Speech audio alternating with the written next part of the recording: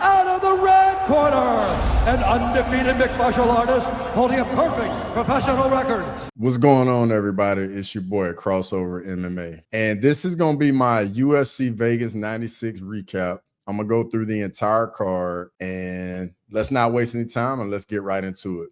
So first fight on the card, we have Wang versus Victoria Leonardo. So this fight, Wang, the Chinese female Joker, comes out throwing inside, outside leg kicks. And then next thing you know, she throws a 1-2 and absolutely starches Victoria Leonardo in about a minute of the fight. Leonardo was basically stiff as soon as the right hand landed, and Wang is just a walk-off KO, guys. You can tell Wang was very comfortable and composed in her UFC debut, and I love the energy she had in the post-fight interview. She said she should have been on the main card, and performances like that, she definitely should have been. And then she made a good call out in Casey O'Neill, and I think the UFC should definitely make that happen and put her definitely on the fast track, and let's make this happen. And we got a new contender, boys, in women's flyweight, and we got somebody with a little bit of personality and somebody to look forward to. So next fight, we have Jacqueline Cavalcanti versus Josiane Nunes. So in this fight, round one, Cavalcanti comes out trying to control the distance with her jab, leg kicks, her footwork, and a lot of lead hand fighting. Cavalcanti is fighting essentially on her terms, and Nunes is just pretty much spamming left hands, trying to close the distance, and Cavalcanti just keeps circling out. Cavalcanti lands some crisp straight right hands from distance in the first round, and Nunes is literally just following her around the cage and not cutting her off. It's a competitive round, but I gave it to Cavalcanti 10-9. Cavalcanti is pretty much doing the same thing. She's using the distance again in the second round. A lot of lead leg kicks, lead left hooks, and she's winning the lead hand fight battle. And the ones and twos are definitely landing for Cavalcanti. Nunes is again spamming the overhand lefts, but they're just not landing. She can't really get in the range, and she's having trouble closing the distance. The right hands are landing over and over for Cavalcanti, and Nunes just tries to blitz, but just isn't able to close the distance enough. And she's starting to show some damage on her face from the distance strikes. I thought it was another clear 10-9 round for Cavalcanti. Round three, Nunes comes out. She's a little more forward on the pressure. She's being a little more aggressive. She throws a good body shot at the start of the round. It lands, gets Cavalcanti's attention. Cavalcanti gets on her bike a little bit, and you can tell that starts to discourage Nunes. Cavalcanti lands a very nice counter uppercut that really just jars Nunes' head. And then after that, Nunes really blitzes Cavalcanti. And this is the most competitive round in the fight, in my opinion. I gave it a 10-9 to Cavalcanti, but if it was given to Nunes 10-9, I could definitely understand that. But for me, I had it 29-28 for Jacqueline Cavalcanti. One judge had it 30-27 for Nunes. I think it was Ron McCarthy was the judge. I don't really see that at all, but, unfortunately, the right person won the fight. So moving on to the next fight, we have Viacheslav Borshchev versus James Llontop. So round one, both guys come out feeling each other out.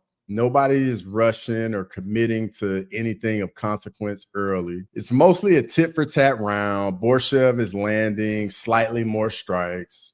Borshchev is landing in combination, and that pretty much gets Llontop's attention. And in my opinion, it's the best strike of the round so far. Llontop then responds well and lands some nice leg kicks. And pretty much he was having the most success with in the first round were the leg kicks. Borshchev lands a beautiful left hook counter as Llontop was closing the distance. That actually ended up being the best punch of the round.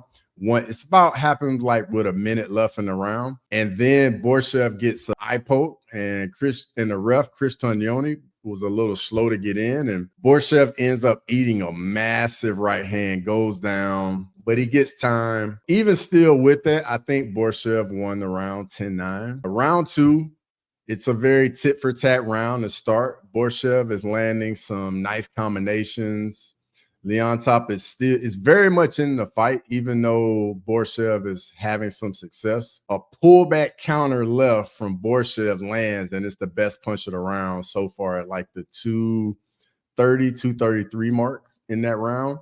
And then he lands a very big overhand at like the 220 mark as well.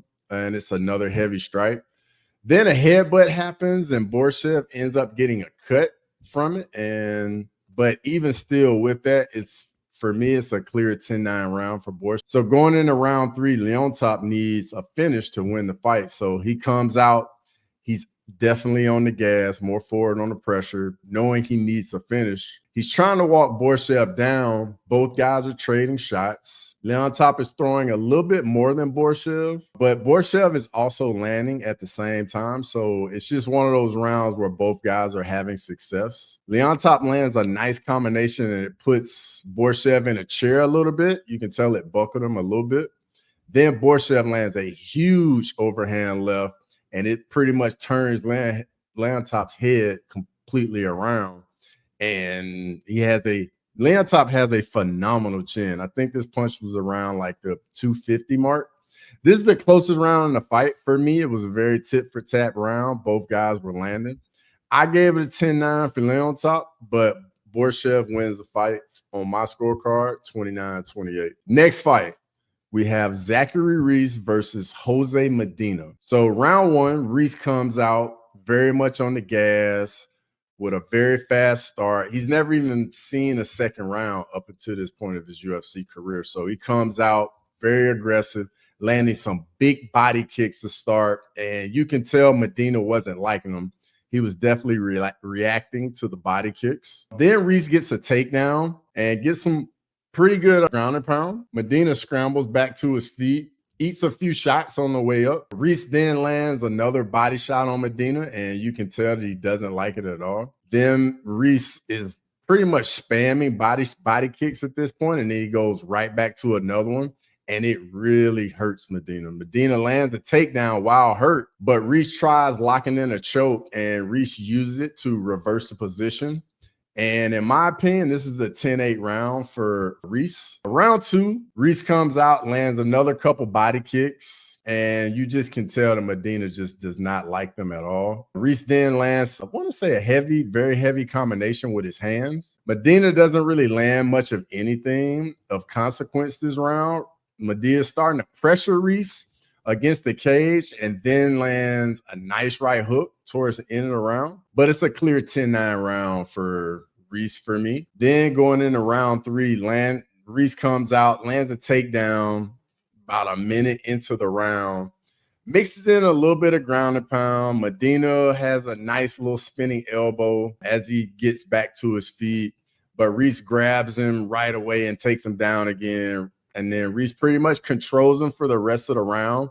And it's a clear 10-9 round for Reese. So I had it 30-26 for Reese. So next fight, we have Dennis Buzukja versus Francis Marshall. This was a battle, guys. Like, these guys came out and went after it. Francis Marshall took this fight on short notice. And as soon as the fight starts, like, he just comes forward, initiates the grappling right away. Marshall holds Buzukja up against the cage for almost 4 minutes. Buzukja breaks free, but doesn't really land much of anything. Marshall blitzes in, lands a couple of shots. Then Marshall lands a big 1-2 at the end of the round, and it's a clear 10-9 round for Marshall. Then round 2, Buzukja comes out looking to land. He lands a couple strikes at the beginning of the round. Then Marshall lands a huge right hand as he blitzes Buzukja, and he drops him with a huge right hand. Buzukja gets back on his feet. Marshall then lands a lead right straight, gets into the clinch. Buzukja then lands a big right hand with a left hook combination. Both guys are landing on each other to end the round. Buzukja is trying to get back into the fight, but it's just too little too late in this round. It's another clear round for Marshall. So we're going to round 3. Buzukja at this point, he's needing a finish to win the fight. So the start around, Buzukja comes out, he's more forward, lands a nice left hook after slipping a punch early in the round. Buzukja then lands a really nice left hook on Marshall. Buzukja is starting to get the better of the exchanges in the third round. Buzukja then lands 2 big right hands, but Marshall is kind of backing down a little bit and starting to slow down a little bit. But he's still very much into the fight, and Buzukja is just starting to take a little bit control of the round. He then lands a beautiful right hand pull counter, and Buzukja is really putting the pressure on Marshall in this round. He needs a finish, but it's just too little too late. He doesn't get the finish. It's a clear 10-9 for Buzukja, but Marshall wins the fight 29-28. Next fight, we have Edmen versus Gerald Meerschaert. So round 1, guys are coming out. They're filling each other out. Edmen is walking forward, and GM3 is pretty much just fighting off the back foot. Edmen lands 2 big right hands, and you can tell that Edmen has a clear speed advantage. Then Edmen lands the cleaner strikes and just lands a little bit more this round. So it was a clear 10-9 round for Edmen Shahbazyan for me. Then round 2 starts. Edmen comes out, lands a nice right hand to the body, and drops GM3. Edmen then swarms GM3, looking for a finish. The ref is yelling for GM3 to move, to fight back. And every time GM3 moves, giving himself a chance to stay in the fight. And Shahbazyan really just emptied the tank and gave it everything he had, trying to get the finish. And GM3 manages to survive it. And he just blocked everything and moved well enough. Edmen Shahbazyan is controlling GM3 to kind of like just catch his breath a little bit. He's not really throwing as much anymore. GM3 then lands a big combination. Edmen then lands a huge right hand. Then GM3 shoots a takedown, gets the takedown, moves right in for the arm triangle, and gets the submission, gets the tap. Was a really good fight. Really good comeback by GM3 right here. Really good comeback. Next fight, we got Neil Magny versus Michael Morales. So round 1, both guys come out. They're filling each other out. Morales lands a couple good leg kicks to start the fight. Magny goes in for the clinch as he typically does. Morales gives up his back to fight the hands. And at this point, Magny's trying to get the takedown, but Morales is fighting the grip. He ends up breaking the grip, and on the break, Morales lands a huge spinning elbow and drops Neil Magny. Morales then swarms Magny, goes in for the finish, lots of ground and pound, and ends up getting the finish. It's a first round TKO for Michael Morales. Next fight, we have Kaan versus Mairon Santos for the tough featherweight finale. So round 1, Ofli is walking forward with the pressure. Santos is landing a heavy pull counter right hand early in the round. Lead leg kick from Santos almost drops. So then another leg kick does drop. Santos is using his reach advantage very well by peppering Ofli with jabs. And the first round, in my opinion, is a clear 10-9 for Santos. Then the start of round 2, Santos is back to using more leg kicks. Ofli blitzes Santos, has his back up against the cage, and they're like literally right in a phone booth with one another. And Santos lands a huge right hook right on the chin, and it just knocks Ofli out cold. And it was just a thing of beauty. And Santos is your featherweight tough winner. Moving up, we have the next fight. We have Robert Valentin versus Ryan Loder for the middleweight tough finale. So round 1, Loder comes out, puts the pressure on, shoots a takedown straight away and gets it. Valentin reverses, ends up on Loder's back. Loder scrambles and then ends up on top with back mount. Valentin then he's going for a rear naked choke. Loder figures out a way to survive. The submission attempt it's a pretty good submission attempt, guys, but Loder ends up scrambling, finding a way to survive, and then he ends up getting back on top. Loder then lands a heavy elbow from the guard, and it's a very tough round, very competitive round. I gave it 10-9 because of the submission and how close it was. So then we go to round 2. Loder gets a takedown and ends up on top, and then next thing you know, in like the blink of an eye, Loder ends up getting Valentin in a crucifix and just begins to rain down elbows on his face until Mark Smith jumps in and stops the fight. So it's a TKO in the second round for Ryan Loder, and he's your middleweight tough finale winner. Next fight, we have the co-main event, Tabatha Ricci versus Angela Hill. So in round one, Ricci comes out in this fight, and she is right on the pressure, straight away, right on the gas, throwing strikes in combination and just being very aggressive in the beginning of the fight. She ends up getting Angela Hill into the clinch. Hill breaks free, and then Ricci is right back on the pressure. She lands a very nice right hand. Ricci lands some nice strikes in the clinch, and then they break free again. And then Ricci is just really, really pushing a very high pace and just taking the fight right to Angela Hill. Hill ends up landing a really nice right hand, but Ricci is just throwing so much volume, and she's landing as well. And I thought it was a very clear 10-9 for Tabatha Ricci. Then we have round two. Tabatha Ricci's right back on the pressure again, throwing lots of volume. Ricci gets a takedown and lands a very nice right hand, and it's just a crazy pace. Angela Hill gets back to her feet, and they're back in the clinch. They break free, then Tabatha Ricci's coming forward again, throwing more, and both women are landing. Hill is throwing more single strikes, whereas Ricci's throwing more combinations. Ricci lands a really nice right hand right on the chin. And Hill at this point is starting to look a little fatigued. She's starting to breathe kind of hard. Ricci then lands a big right hand, and they're just going back and forth, guys. Ricci lands a takedown at the end of the round, lands a few ground and pound shots, nothing too crazy. It was a great round, very competitive round, but I thought it was a 10-9 for Tabatha Ricci. So round three, Angela Hill comes out and she lands a big spinning back fist and then a right hand at the beginning of the round. The pace is right back high again, and both women are they're just going at it, guys. Both women are landing. But in this round, Hill is landing the better shots, in my opinion. Angela Hill's punches are starting to look a little more labored as the round goes on. Then they grapple, scramble, and back up on their feet. Ricci's coming forward, throwing punches in the clinch. Hill lands a very nice uppercut.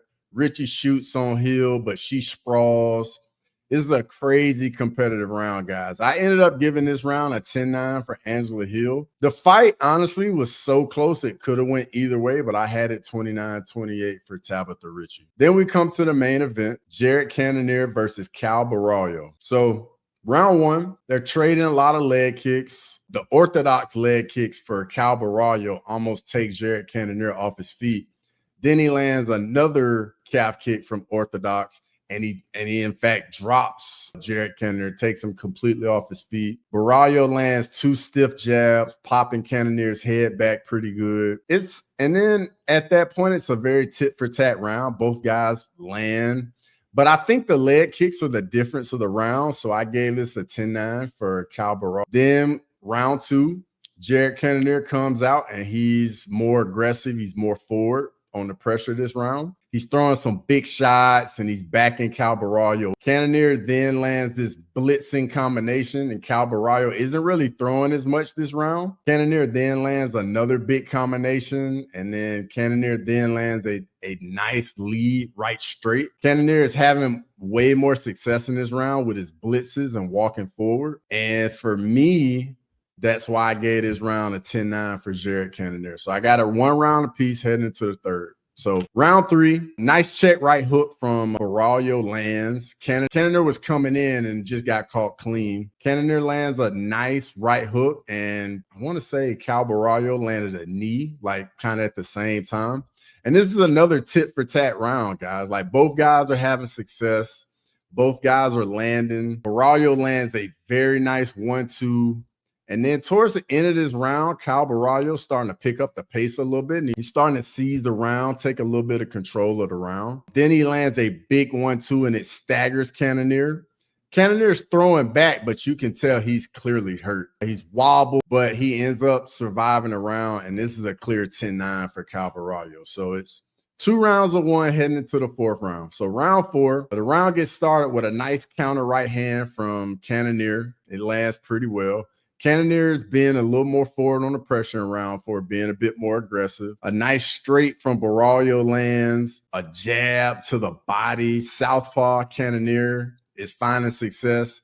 That's something I was noticing in this round, that Cannonier, when he would go southpaw and he would power jab with that lead right hand of his, he was having success with it. Then Borralho lands a very nice 1-2 that ends up getting countered by Jared Cannonier. At this point, Borralho, his eye, like you start showing signs of damage.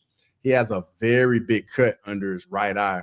And for me, this round was a clear 10-9 for Jared Cannonier. So I got it 2 rounds apiece heading into the 5th and deciding round. So round 5 starts. Borralho comes out, lands a stiff jab on Cannonier to start the round. Cannonier is starting to come forward. Both guys are slipping punches, trying to counter one another. Cannonier lands a very nice combination. Borralho lands a few more strikes. Borralho lands a very nice counter right hand. Both guys are landing. It's tit for tat at this point, and the round is pretty much still on the table. And then Borralho lands this huge one, and it freezes Jared Cannonier, drops him. Borralho swarms him, trying to get the finish. Borralho nearly gets the finish on Cannonier, but he somehow survives. Borralho then, towards the end of the round, he's going for an arm triangle to end the round. Cannonier survives this as well. He survives to the final bell, I mean. And for me, this is a 10-8 round for Caio Borralho, and I ended up scoring at a 48-46 for Caio Borralho. Let me know what you guys think in the comments. If you like the comment, guys, like, subscribe, and until next time.